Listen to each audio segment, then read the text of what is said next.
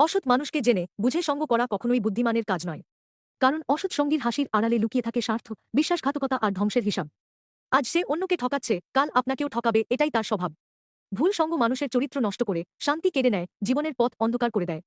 তাই সঙ্গ বাছাই করুন বিবেক দিয়ে, আবেগ দিয়ে নয়। সৎ মানুষ পাশে থাকলে জীবন নিরাপদ হয়, অসৎ মানুষ পাশে থাকলে জীবন বিপদে পড়ে। নিজের ভবিষ্যৎ রক্ষায় ভুল সঙ্গ থেকে দূরে থাকুন। একটা কথা মনে রাখুন, অসৎ মানুষকে জেনে সঙ্গ করা মানে নিজের জীবনটাই ঝুঁকিতে ফেলা। আজ সে অন্যকে ঠকায়, কাল আপনাকেও ঠকাবে, এটাই স্বভাব। অসৎ সঙ্গ আপনাকে ধীরে ধীরে নিচে নামায়, চরিত্র নষ্ট করে, শান্তি কেড়ে নেয়। সৎসঙ্গ আলো দেয়, অসৎ সঙ্গ টেনে নেয় অন্ধকারে।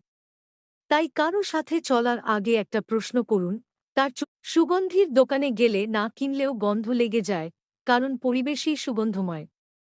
আবার কয়লা পোড়ানোর জায়গায় গেলে ধোঁয়া, কালো ছাপ ও জলার গন্ধই পাবেন, এটাই স্বাভাবিক। মানুষও তাই, যার ভেতর যেমন চরিত্র, তেমন প্রভাবই আমাদের উপরে। তবু আমরা অনেক সময় ভুল জায়গায় গিয়ে ভালো ফল আশা করি। খারাপ পরিবেশে গিয়ে সুগন্ধি খোঁজা, পরকীয়া ধীরে ধীরে সম্পর্ক, শান্তি আর বিশ্বাস সবকিছু নষ্ট করে দেয়। কিন্তু রেহাই পাওয়া অসম্ভব নয়। প্রথমত, নিজের ঈমান ও নৈতিকতা শক্ত করুন, হারাম থেকে দূরে থাকুন।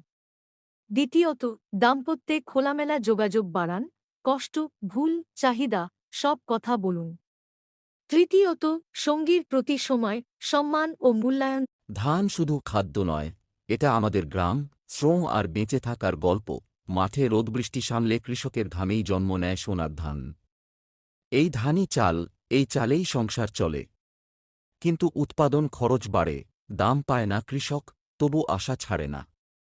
বোরো, আমন, আউশ ৩ মৌসুমেই ধান আমাদের অর্থনীতির ভরসা।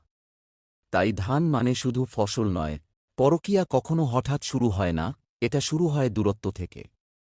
দাম্পত্যে কথা কমে গেলে, মানসিক চাহিদা অপূরণ হলে, স্বীকৃতি না পেলে মানুষ বাইরে প্রশান্তি খুঁজে।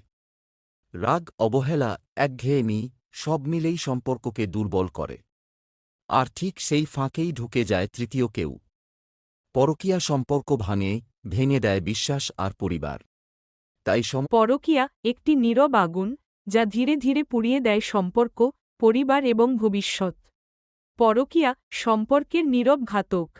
সাময়িক আকর্ষণ মনে হলেও এটি ভেঙে দেয় দাম্পত্যের বিশ্বাস, শান্তি আর ভবিষ্যৎ। এতে সবচেয়ে বেশি আঘাত পায় সন্তানরা, তাদের মানসিক স্থিতি নষ্ট হয়। ধর্মীয়ভাবে এটি বড় গুনাহ, নৈতিকভাবে প্রতারণা, আর আইনিভাবে